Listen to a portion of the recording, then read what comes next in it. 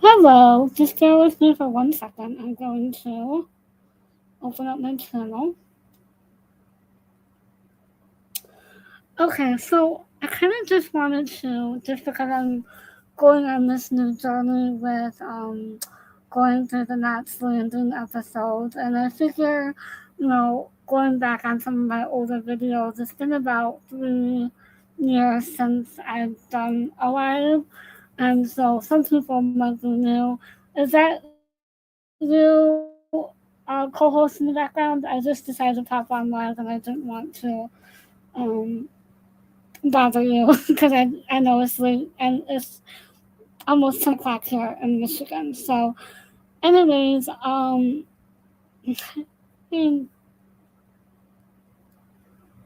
just bear with me 1 second. If there's not co-host in the background, if you can put a comment on the live chat just so that you can say hi.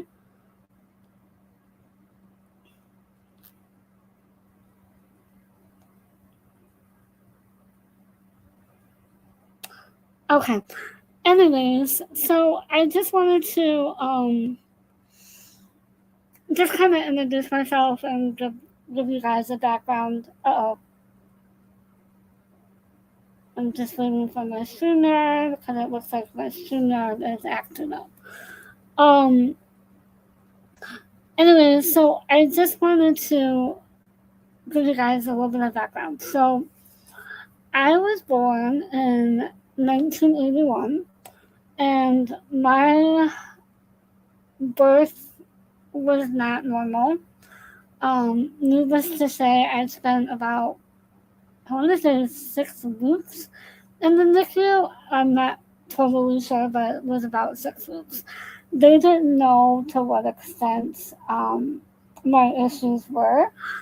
I do have hearing loss. I do have where my tear duct is not hooked up right. So with my disorder, I was also born without a jaw on my left side.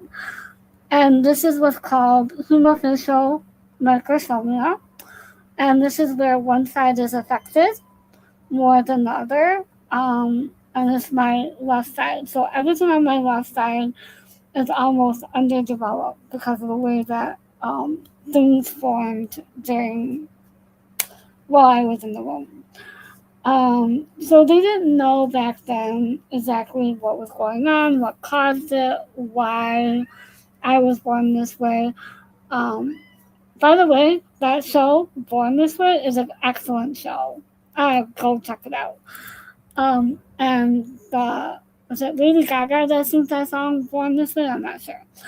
Anyways, so and so I was born this way, and when TLC had a lifetime show, TLC had a show called Two in a Million, and there was two different different people that were on the show that represented what I had or what I was born with. And I want to say this was back in 2011, maybe, I want to say, or maybe a little bit earlier than that. No, because it was after mom passed away. So it was probably in 2013, 2014. And so that episode really shined the light on it. Because when I was born in the 80s. No, nothing, they knew nothing about this disorder. I knew absolutely nothing about this disorder, okay? So I had, I think I had a couple of surgeries when I was like teeny tiny before I was 3. I do know that we had a maxillofacial surgeon lined up. However, um, he passed away in a plane crash. It was an accident. Um, Kind of funny how he passed away in a, well, not funny, but ironic that he passed away in a plane crash, but then one of my favorite singers of all time is Miss Patsy Cline, who also passed away in a plane crash. That's kind of ironic. Um, so let me give you a little backstory about my parents. So my mom was born here in Michigan. Yes, I'm in Michigan, and my dad was born in the Howards of West Virginia. My grandparents decided to move to Michigan for the auto industry because back then it was either my grandfather became a coal miner or move out of West Virginia because there was no other work for him. Well, he didn't want to work in the coal mines, and um, had they stayed in West Virginia, then my parents would have never met. Both of my parents were married before they met each other, and they met each other at a bar, ironically. And then they got married shortly after because, again, it's the Karen and Mac effect. I want to say, before Karen and Mac. They just had, that great chemistry, and they kind of eloped, got married in a courthouse, and I think there was like maybe two witnesses, so it's kind of like I said, it all relates to the Karen and Mac of it all.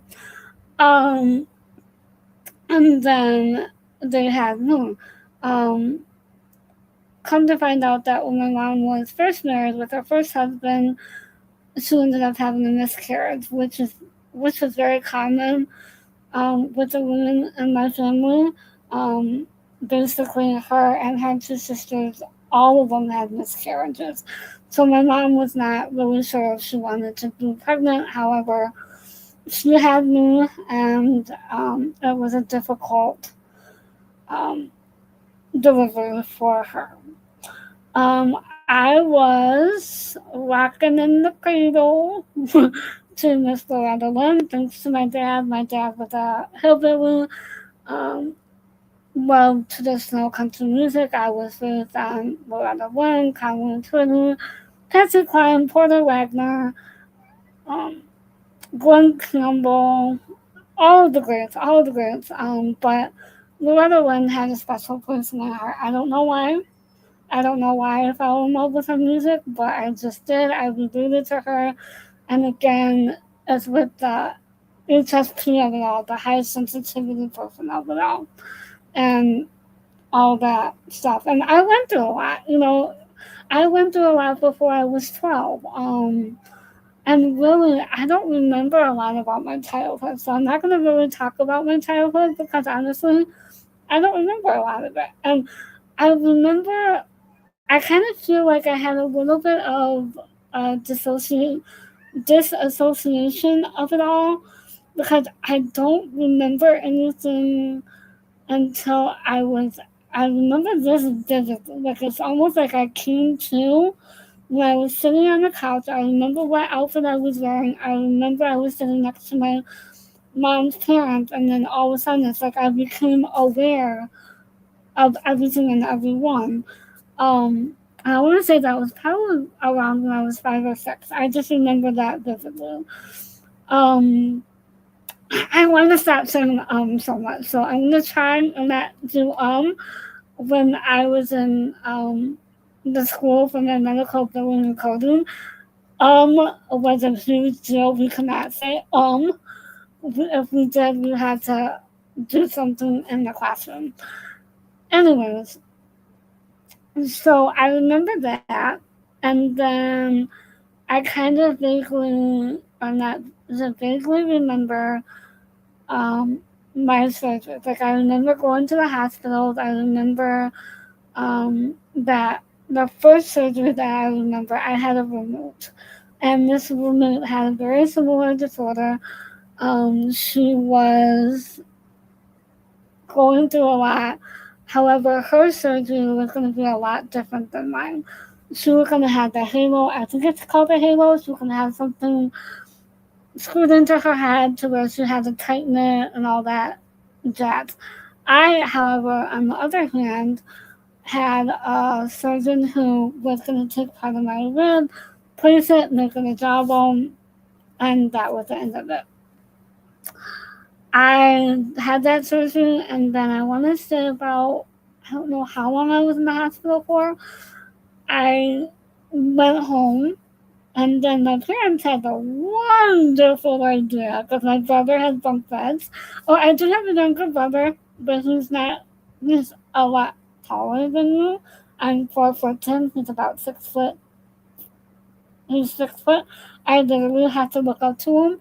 If you go on if you are Facebook friends with me and you go on Facebook and you see some of the pictures from his wedding, you can see how the difference is. It's quite hilarious. Um, so, long that saying, so because my brother had bunk beds, so they put up, they took one of his mattresses and kind of blocked me and set it up to where I was almost like I was in a crib.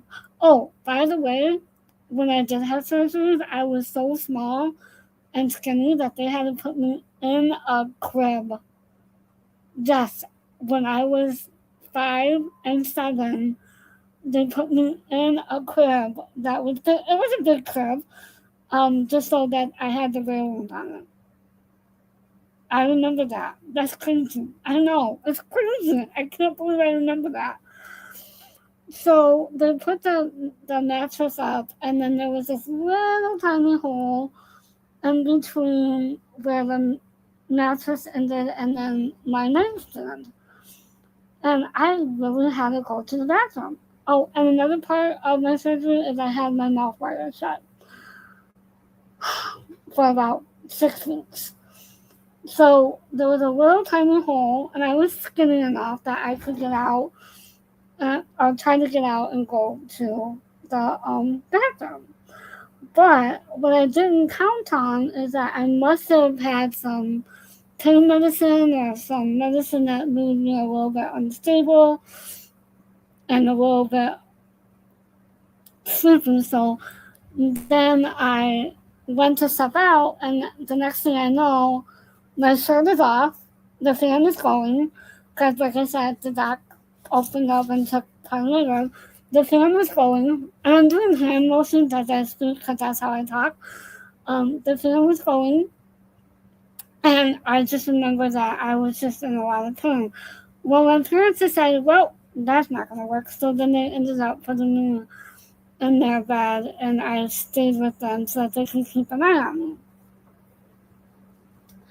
So that was the first surgery, and like I said, I remember that, and I think I had to go to school with my mouth wired shut because I think that I had to go down whenever I had lunch, whenever it was time for the lunch the lunchtime.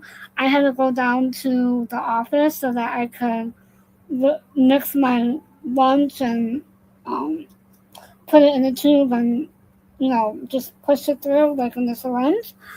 So I did that twice. I had that done when I don't know what grade I was in when I did that, but then I also had to do that again in 5th grade. I do remember that 5th grade was another surgery. So however old I was in 5th grade, let's see. I graduated in 2000. I was 18. Um, so I'm not exactly sure how old I would have been in 5th grade because I was a year older, a year or two older than everybody else. Because I did graduate high school when I was 18 because I went from kindergarten to what's called primary, and it's not like the primary for young kids. It's like a step up. It's half a step between kindergarten and 1st grade. Oh, and I was also in special ed too. So with the second major surgery I had, I trying to start saying the doctor decided to take part of my hip and then try to build the job, try to build onto the jawbone. So I went back to school with a walker. And again, my mouth was very shut. I had to go to the office, have my lunch. I was also in 5th grade. When I was in 5th grade, I was at the highest level in elementary school, so I was a safety person as well. So not only was I in 5th grade with a walk. Oh, and I had a walker in 5th grade with a walker. Had to go down to the office for lunch, and then I also was a safety person for classrooms. So then but I couldn't go outside with the students because obviously with a walker and everything like that, with my mouth wired shut, I couldn't do a lot of the physical activities, so I couldn't go outside with the students. So I stayed inside and I did help the teacher grade papers and all that. Then the next surgery was not on my face, it was on my back. I had to have a rod put in because I have part of my disorder and messes with my back. I have a rotating spine. And so they put and a scoliosis. So they put in a rod in my back. And I want to say that was probably when I was 16. I do know I think I was around 16 years old when that happened. And that we went and got second opinions everywhere. We got second opinions about what the best thing is to do with my back because my back was just getting worse as I was getting older. My back is curved as a forward S, and normally scoliosis is a backwards S. I don't do anything normal. Come on. I am who I am. So my scoliosis is a backward S. I mean a forward S. And it's really, really curved. And it rotates. Like I can literally feel it rotating. So the rod didn't really help. But we did try it. I can't lay flat anymore. I'm in constant back pain. I'm also my jaw, my right side of my face where the jawbone is, that hurts on a constant, but there's nothing I can do about it. I just live with it. So they put a rod in. Oh, let me back up because this is a very important part. So when I was 12, I think I mentioned this, when I was 12, we lost my dad suddenly to cancer. So that really took a huge toll on me. So like I was saying, in that elementary school, I was at the highest level. So the next year, I was in sixth grade. So, well, if I was 12 when he passed away and I was in fifth grade, then I must have been 11 in fifth grade when that happened. Or was I 11 or was I? Yeah, I would have been 11 because my birthday's in January. So yes, so I would have been 11 in fifth grade with that surgery. Then when I was 12, when I was 11 or 12 in sixth grade, that's when we lost my dad suddenly. Basically, they gave him 4 months. He passed away within 4 weeks of being diagnosed with cancer, liver, lung, and kidney. So that really took a toll on us. My mom decided to move us to the Denver area so that we could be closer to her work. She worked as a special ed teacher for 32 years.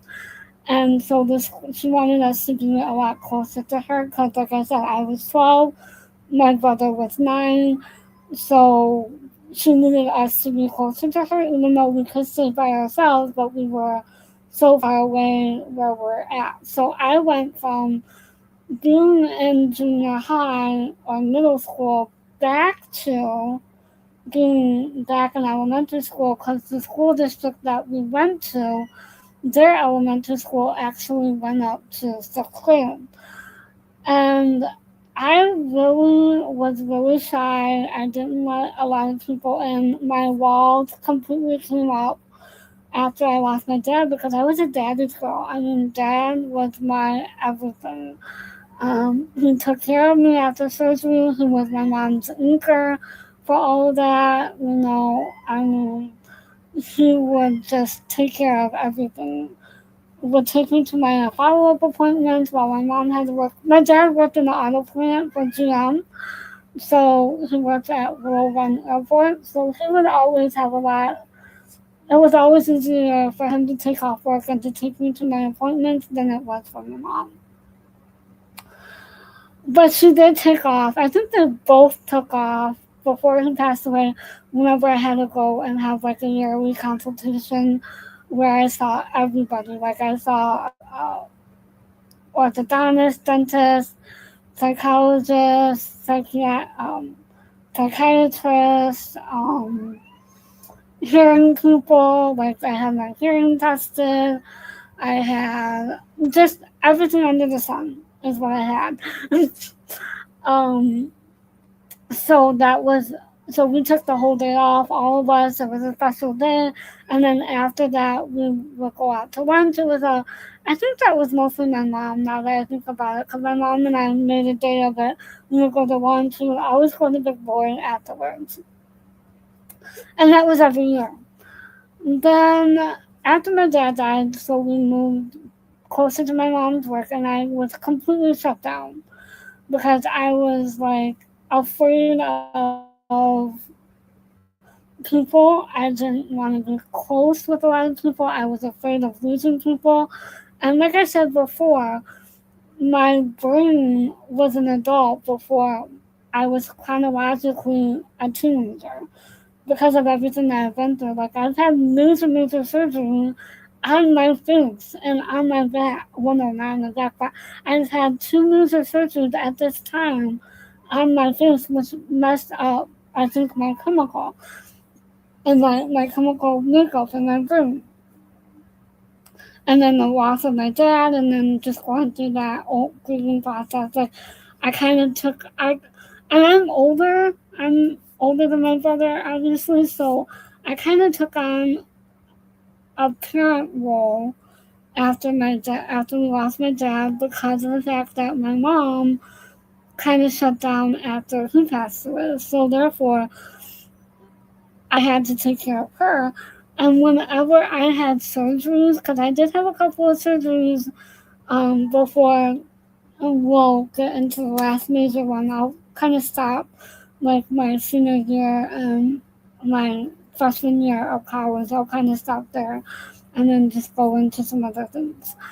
Um, so I had a couple of surgeries after my dad passed away, and I was an anchor for my mom. Like, I was freaking out on the inside about these surgeries because these are major surgeries. And I was scared to death, but I looked at my mom and I could see the fear and concern and the worry and the just everything with my mom. And I looked at her and I said, "Don't worry, Mom, it's going to be okay." Because I was fine after I got the IV, but I still was so scared in those moments. But I said, "Mom, it's going to be okay. It's going to be okay. It's going to work out." But we had no idea what was going on, what would happen. Um, so then I had to couple years went by after my last major surgery. I still saw my oral maxillofacial surgeon. Um, and then I want to say when I was 15, 16 years old, that's when I had the rod put in, and that's when my back got really messed up.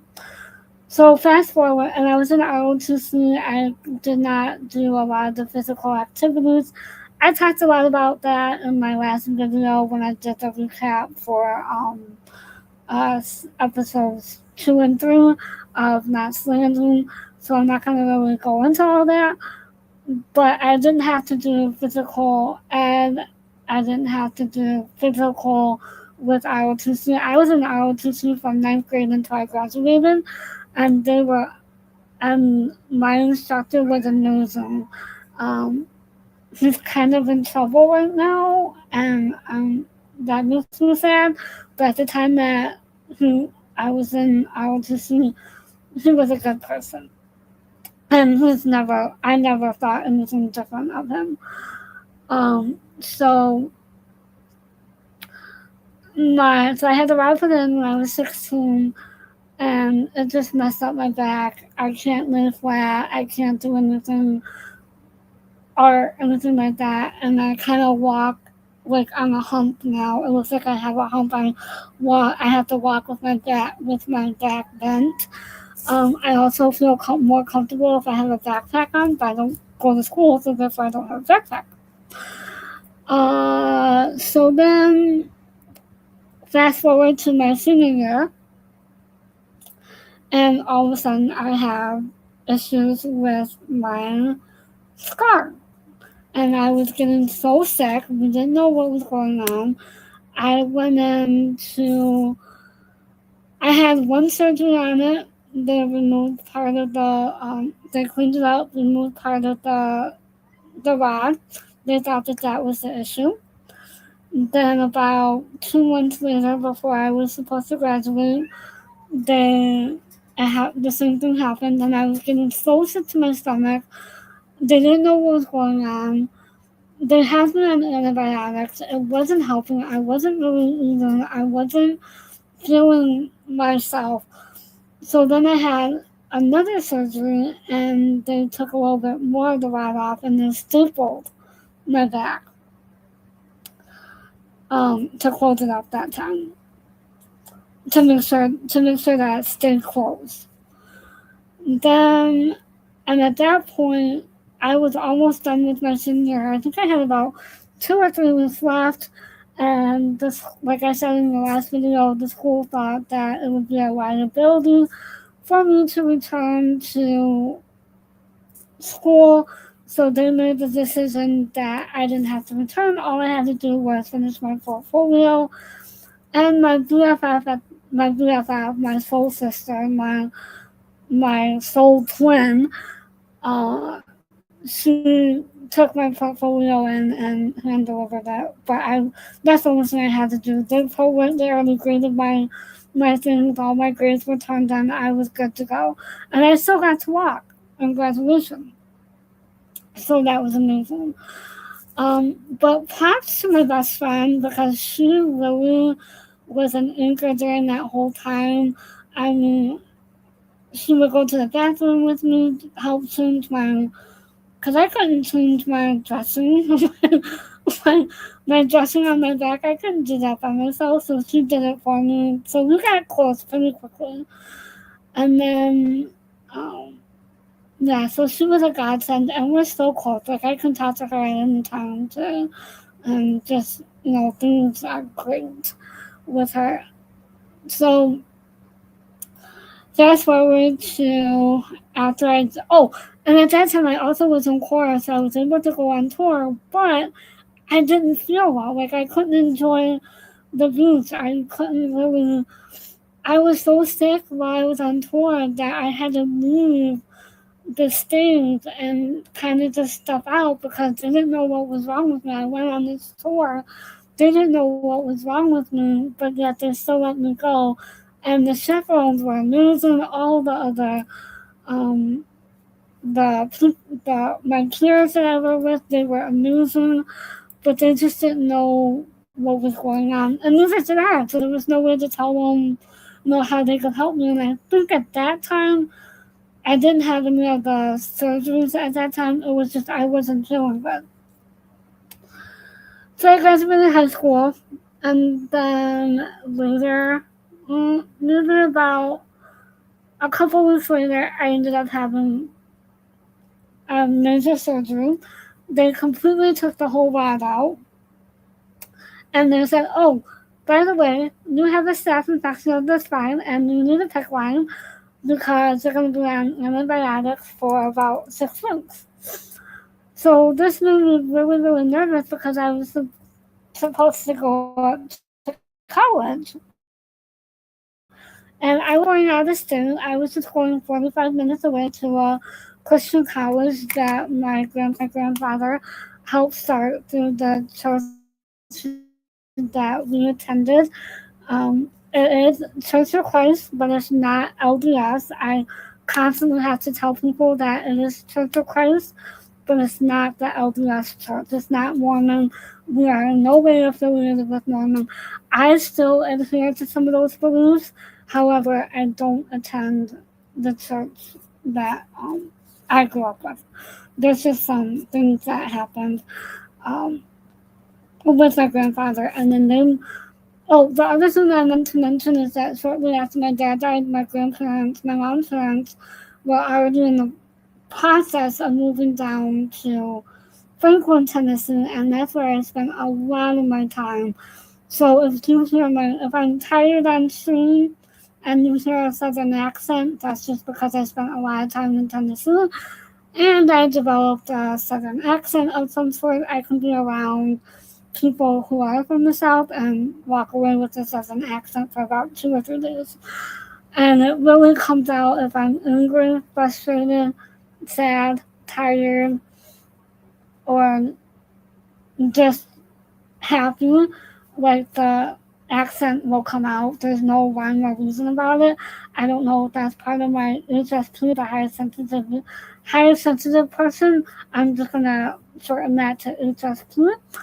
So I spent a lot of time in Franklin, Tennessee with my grandparents, and then once I moved to Spring Hill, we spent a lot of time in Spring Hill as well. They were my anchor. Tennessee is my second home. I love it down there. And we'll go a little bit further into that experience as well. So I had that surgery and I ended up with a tech line. That was a terrible, terrible experience. I'm terrified of needles. So just imagine me being terrified of needles and then having to have a tech line for 6 weeks. Luckily, they gave me the type of tech line to where they could draw the blood. So every time that the nurse came out to redress the tech line, she was able to draw the blood without having to poke me, because not only am I terrified of needles, but my veins don't act right. You can see them, but they don't. You can't. It's hard to find a vein to get a needle in there. So let's just say I could never become, that type. So I get through the tech line. And I'm on this tech line during my graduation party too, which is funny. I think I had the surgery right before my graduation party, and we couldn't stop the graduation party because the invitations had already gone out. My aunt opened up her home. She was right on the water, so luckily she was able to host it for us because it was a fun time. And so I had that going on, and then I ended up going to Rochester College in Rochester, Michigan. And I don't mind saying the name because they changed the name now. Um, and after my freshman year was a rough year. I think I was dealing with the fact of being away from home, not having a car, having to depend on my mom or whoever to come get me for the weekends. I did not spend a lot of weekends at home, and that really made me homesick.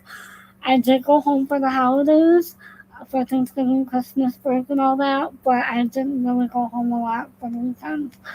Um, so that first year, the first semester was really, really rough on me.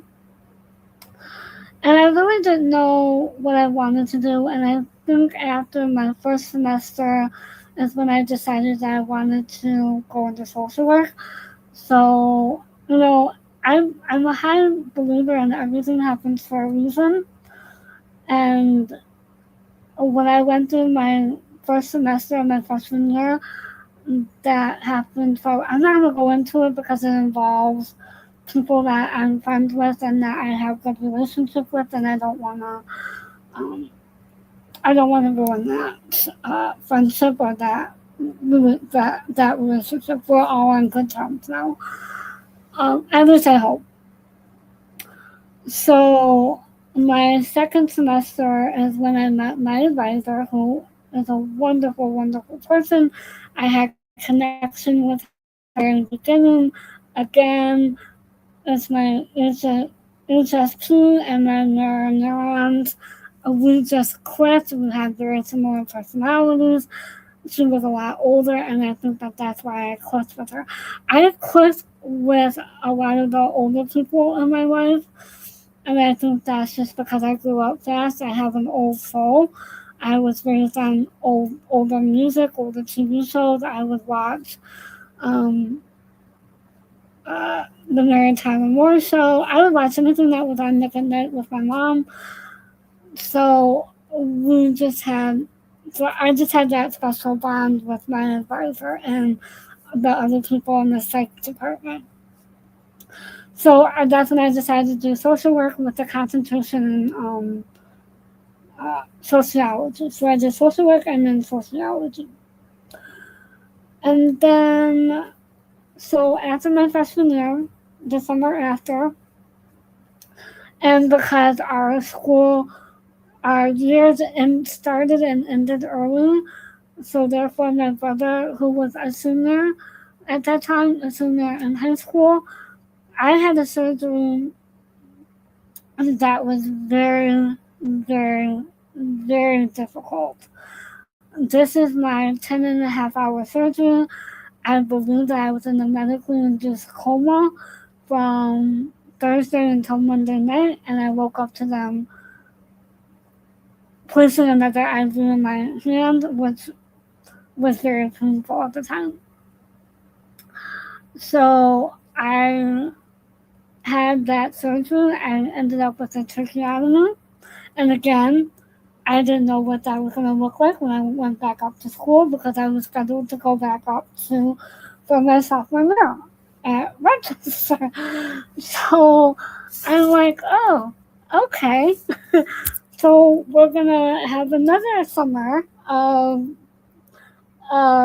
equipment that I don't want to have. And the fact that, and they couldn't take out the tooth because my mouth was wired shut.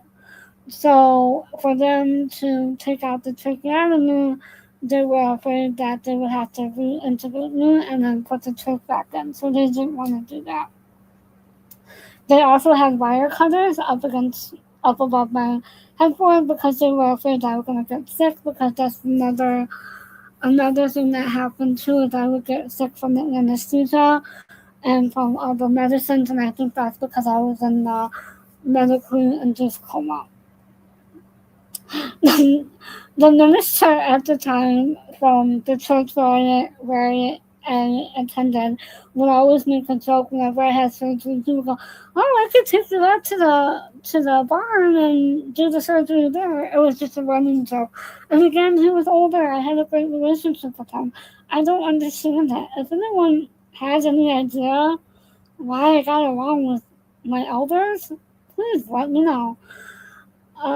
So I had the tracheotomy, my mouth was shut for 6 weeks, couldn't really eat a lot, and I was super skinny. By the time my mouth was unwired, I was probably about 90 pounds, which I am not that right now. I'm about 10, 15 pounds heavier than that right now. So I wanted them to put me under while they took the wires out, but my surgeon said no because he was afraid that he was going to have to put me back under or put the tooth back in if or reintegrate me if something went wrong, and he didn't want to do that. So what he did is he took the wires out. Oh, that hurt like a mofo. That hurt like I don't know what was worse when I had my mouth unwired or when I had my wisdom teeth out. Oh, that was horrible. And again, he didn't want to put me under because he was afraid that I was going to have to be have a tracheotomy. He said, no, I'm not going to put you under. And I was so mad. So mad. I wish he would have put me, I wish I would have said, no, you need to put me under because that, oh. Like I said, I don't know what was worse, the wisdom tooth or the removal of the wire. So I tell anyone who's getting their wisdom tooth out, if you get the choice to be knocked out or be awake, be knocked out. That's my advice. Be knocked out. Be put under. That's your best bet.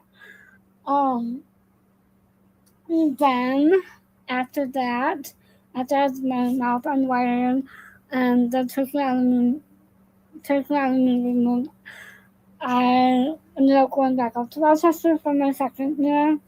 And I looked a little bit different, and people did notice, but it wasn't that much of a notice. And every time I did have the surgery, it, it would look different for a while, but then it kind of almost went back. Like the jawbone didn't stick.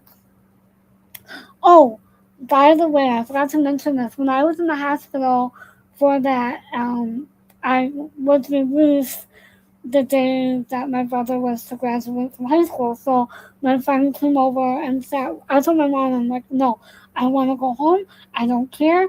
I want to go home. And she was really concerned. So we got it worked out um, to where we had my my old babysitter, who was a family friend, come and stay with me so that my mom could go to my brother's graduation, and my grandparents were in town as well for his graduation. So that was nice. And I believe that was the last time that they ended up coming up to Michigan. I think that was that was the last time I saw my grandmother as well. And I did have the option to go down to Tennessee with my aunt and my cousins, but I decided not to because I wanted to babysit my friend, my babysitter's kids, so that so that they could celebrate her. I think it was a special birthday that she had. So I was watching the kids and I wanted to do that for them, so I didn't go down. So unfortunately, the last time that I saw my grandmother was when, and this is the grandmother that was born on the 4th of July. Her birthday is coming up this week. So that's kind of why I feel kind of down a little bit. I miss her. I was closer to my mom's parents and my dad's parents. And my grandmother, that grandmother, my mom's mom, had Parkinson, early onset Parkinson's. So she also passed away in her early 70s due to complications of Parkinson's. So that was the last time I saw my grandmother alive. My grandfather he was my rock. They were my rock. Um, so I didn't go down this year, and then she ended up passing away in my sophomore year at Rochester. Going back to when I was in the hospital, I looked at my mom and I wrote down, no more, I'm done. No more surgeries, because that was a rough one. I mean, think about it. 10.5 hours under anesthesia. They tried for 2.5 hours to intubate me, could not intubate me. They went back, told my mom that they wanted to put a tracheotomy on me, and my mom agreed because, at that point I was under. And another thing about my doctor is that he had a bicycle accident and he hurt his hand, so his hand was healed, and it was just the right time. He told my mom it's the right time for me, it's the right time for her. So I really want to do this. I really want to get this done for her. So 10.5 hours under anesthesia, and then possibly highly medicated or under a medically induced coma from Thursday until Monday. I was done. I was like, no more. I'm done. So we did that. I didn't have any surgeries. I graduated college. I went on for my master's, and then I told my mom because I was having some tooth issues at the time. And I told my mom, and I was in my 30s, and I told my mom, I said, I'm ready. I'm ready to have surgery. I'm ready to move forward. I got a referral from my dentist that was highly recommended by one of my mom's friends, and it was great because that dentist was wonderful. He did some. He was not afraid to put me under when he had to do major dental work on me, and so whenever I came home after that, we did a couple of those. I think we did a couple of those where I was put under, and I think that he did call after my surgery with Dr. Hitchcock. Yes, my other oral facial maxillofacial surgeon. His name was Dr. Hitchcock. And I had surgery with him on October 3rd, on Friday the 13th in October. Go figure that one. So I started having surgeries, and I had probably about, I ended up having, I think, 3 laser surgeries with him, but they weren't as intense as they were with Dr. Quinlan. I didn't have my mouth wired shut. They didn't really do that anymore. They just wrapped my head, bandaged shit, and I literally went home the next morning. The next morning for each and every one of them. And then that brings me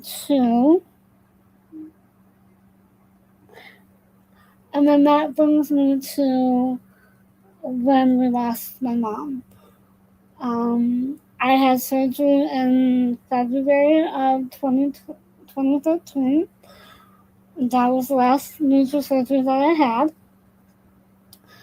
And my mom got really, really sick, was hospitalized on a Sunday, on a Monday, and she ended up passing away that following Sunday. It was very, very quick. She also passed away from cancer. Cancer sucks, man. Cancer sucks. So she passed away from cancer. And that turned my world upside down. I didn't know what to do. I didn't know where to go. I knew I couldn't stay in the house. I knew I couldn't afford that house that we were in. So in the process of everything, I ended up having to move myself. And just start on this journey of living by myself and making a life for myself. And in all this time, I've never had a boyfriend, never been in a long-term relationship, and obviously never had a husband or anyone to really lean on. I'm kind of looking, but I don't have any hopes because of the way that I look. So I don't think that anything's going to come of that. And I'm okay with that. I wish I didn't have to be okay with it, but I'm okay with it. So then I just kind of moved on with my life, and that's kind of what brought me here. I do want to talk about, and I don't know if I want to do it on this live stream, or if maybe I'll do another live stream tomorrow night and talk about my relationship with my friends at the Loretta Lynn Ranch and how I found Taylor and all that, because that story is just amazing.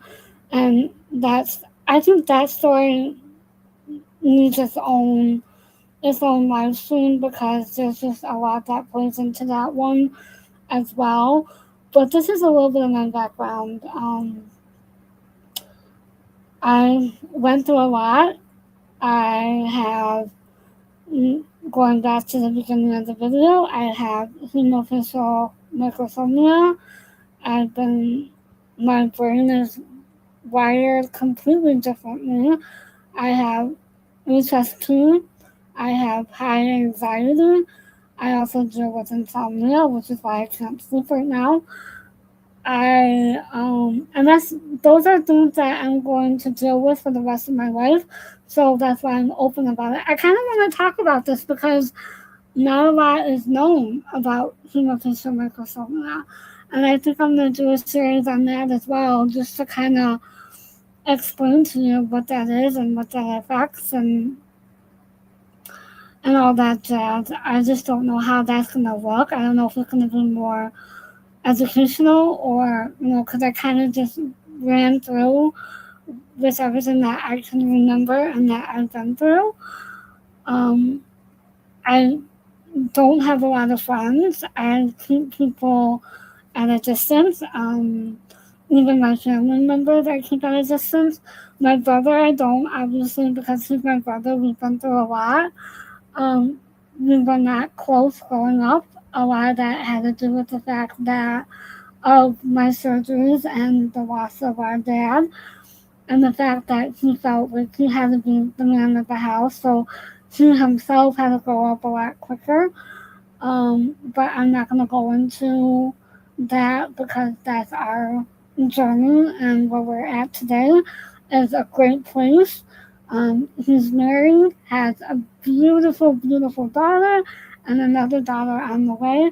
I call them my little nuggets. So if you hear me talk about my nuggets, those are my mooses. My moose and soon to be moose.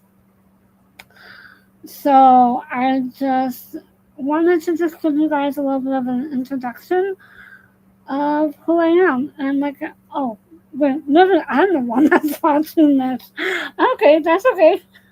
I just realized I have my YouTube open so I could look at comments, and all of a sudden I just realized that I'm the only one that's really watching this. That's funny. Um, and then, and now we're close. Well, kind of close. Well, no, we're close.